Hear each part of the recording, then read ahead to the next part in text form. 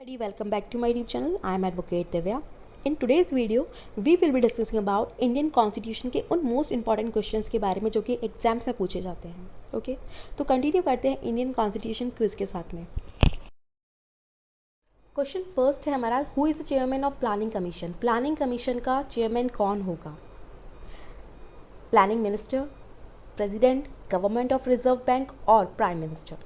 तो अगर हम प्लानिंग कमीशन की बात करें तो प्लानिंग कमीशन क्या है? एक non constitutional and non statutory body है जो कि 5 ईयर प्लान के लिए जो भी सोशल इकोनॉमिक डेवलपमेंट के लिए फॉर्मुलेट किए गए हैं, जो भी प्लानिंग, उसके लिए वो उत्तरदायी है. गवर्नमेंट ऑफ इंडिया 1950 में प्लानिंग कमीशन एस्टैब्लिश किया गया था, गवर्नमेंट ऑफ इंडिया 1950 के अंदर, विद आर्टिकल 39 जो कि पार्ट है डीपीएसपी का, directive principles of state policy का. तो इसके जो चेयरमैन होंगे वो कौन होंगे? आपके प्राइम मिनिस्टर. करेक्ट आंसर क्या है? Prime minister. प्राइम मिनिस्टर रहेंगे इसके प्लानिंग कमीशन के chairman and he presides over the meeting of the commission. Next question है, who is the called the first officer of the country. Country का first law officer किसे कहा जाता है? तो A chief justice of India, solicitor general of India, attorney general of India, advocate general of India. तो article 76 बात करता है कि प्रेसिडेंट अपॉइंट करेंगे एक ऐसे person who is qualified to be appointed a जज of supreme court to attorney general of India. तो कौन होंगे first law officer of the country? C attorney general of India. Next question, part 9 was added to the constitution of India. 71st amendment act, 72nd amendment act, 73rd amendment act और 74th amendment act. तो 1993 के अंदर constitution में 12th schedule को add किया गया and local self government institutions को constitutional दर्जा दिया गया. ओके, एंड पार्ट 9 जो था, जो कि बात करता है पंचायत की, ये ऐड किया गया 74th अमेंडमेंट एक्ट के अंदर. ऑलराइट, तो इसका करेक्ट आंसर है 74th अमेंडमेंट एक्ट. नेक्स्ट है question 4, president of India. Part 5 बात करता है यूनियन की एंड आर्टिकल 5 के अंदर बात हुई है इलेक्शन ऑफ प्रेसिडेंट के बारे में. ओके, तो इलेक्शन ऑफ प्रेसिडेंट किस तरीके से होंगे? इलेक्टेड होगा प्रेसिडेंट, या सिलेक्टेड होंगे, अपॉइंटेड होंगे या नॉमिनेटेड होंगे? तो आर्टिकल 54 के अंदर बात हुई है इलेक्शन ऑफ प्रेसिडेंट के बारे में कि president shall be elected by the member of N electoral college. Means president of India क्या होंगे? इलेक्टेड होंगे.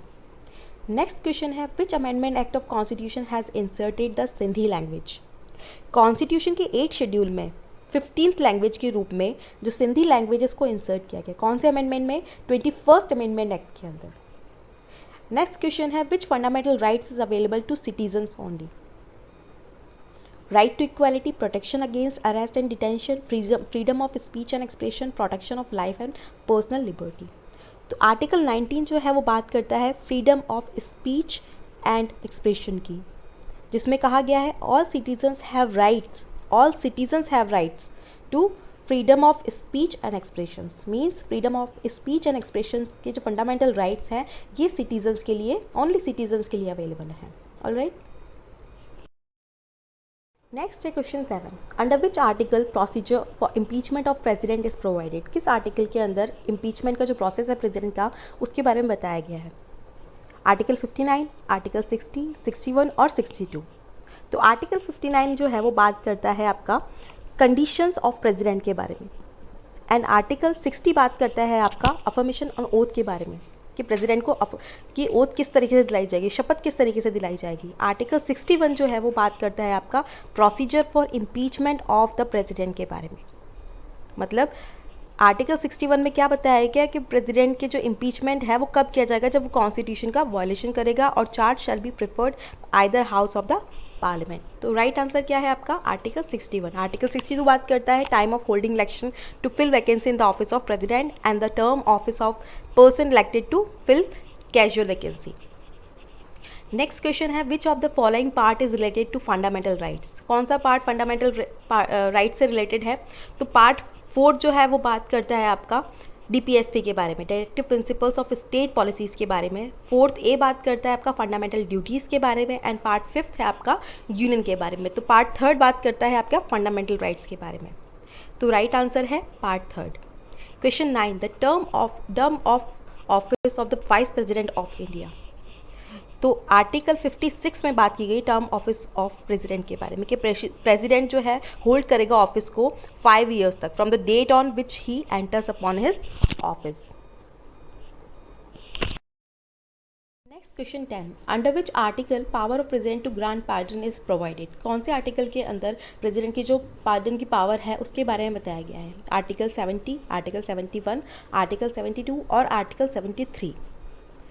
तो एज यू ऑल नो कि जुडिशियल पावर की बात की गई है आर्टिकल 72 के अंदर।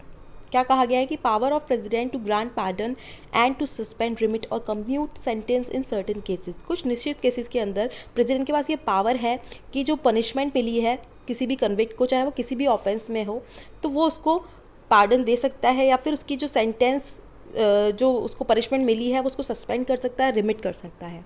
तो प्रेसिडेंट के पास ये पावर है अंडर आर्टिकल 72।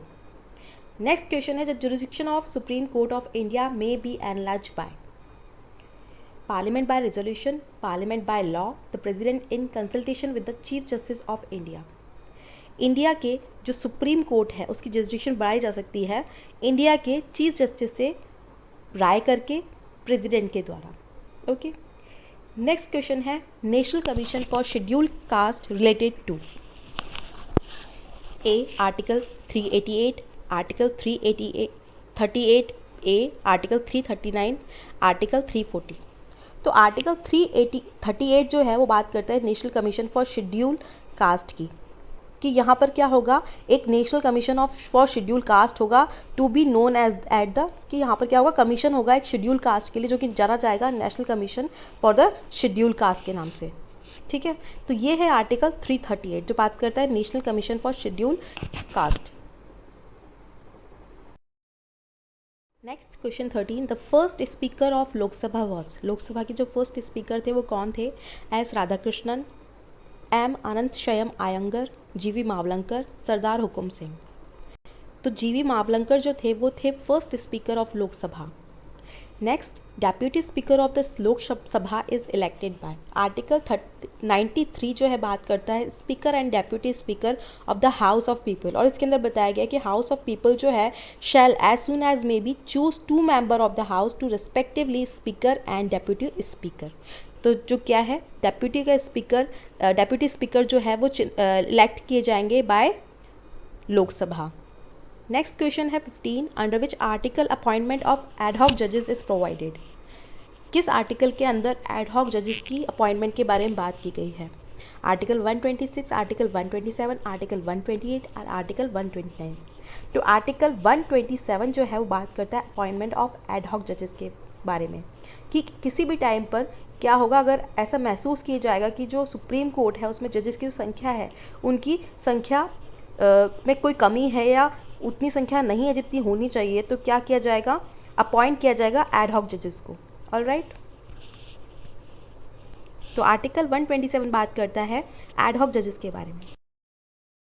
नेक्स्ट क्वेश्चन 16 जो बात करता है कि report of controller and auditor general of India relating to the accounts of union shall be submitted to